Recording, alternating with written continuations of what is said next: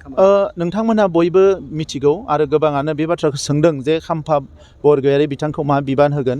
दैदेनगिरि सासेया गावसो गुबुनखौ थिग खालामो, बिथांखौ गुबुना थिग खालामा। दा नंखायनो बिथाङा दैदेनगिरि हिसाबै फैदों, दैदेनगिरि हिसाबै दैदेनगोन।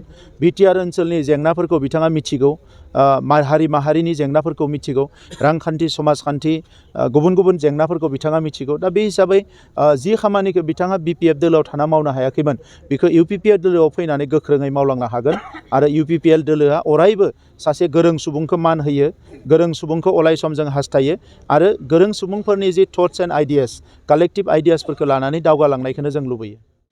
हाग्रामा महिलारि बिथांनि खोथाफ्रा गासैबो नंखाय आरो बेबायदिनो खोथा बुंनानैनो बिथाङा राजखान्थि खालामबोदों।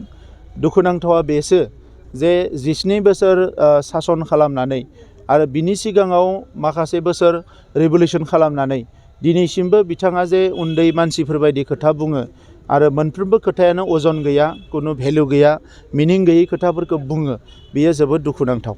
बिथाङा दिनै गावनि दोलोखौ हमथानानै लाखिनो हायाखै, रायजो राजाखौ हमथाना लाखिनो हायाखै आरो गावनि दोलोनि दैदेनगिरिफोरखौनो गावजों बिथाङा मोजां सोमोन्दो लानानै सामलायलायनो हायाखै। दा बिनि थाखायनो साफा साफा ओंखारलांगासिनो दङ आरो गावनि दोलोनि मानसिफोरखौ ओंखारलांनाय नुनानै बिथांनि जि साननाय हनायनि बेले बेजे जानायाव बिथाङा जानला मोनला खोथाफोरखौ बुंदों। बे खोथाफोरखौ सावरायनानै जोङो समखौ ओरैनो आद्रि खालामनाङा। बेवहाय बर' माहारिजों लोगोसे गासै जोंहा 35 लाख सुबुं अनजिमा दङ। दा बिथांमोननि सोरगिदिं जौगानायनि थाखायसो जों खामानि मावनांगोन। खाम्फा आरो चन्दननि जिथु थासारि, इउपिपिएलनि जिथु बिसोरनि बिबान, बे बिबाना माबायदि बिबानाव लाखिनानै खामानि? नोंथांमोनहा बयबो मिथिगौ आरो गोबाङानो बे बाथ्राखौ सोंदों जे खाम्फा बरगयारी बिथांखौ मा बिबान होगोन। दैदेनगिरि सासेया गावसो गुबुनखौ थिग खालामो, बिथांखौ गुबुना थिग खालामा। दा नंखायनो बिथाङा दैदेनगिरि हिसाबै फैदों, दैदेनगिरि हिसाबै दैदेनगोन।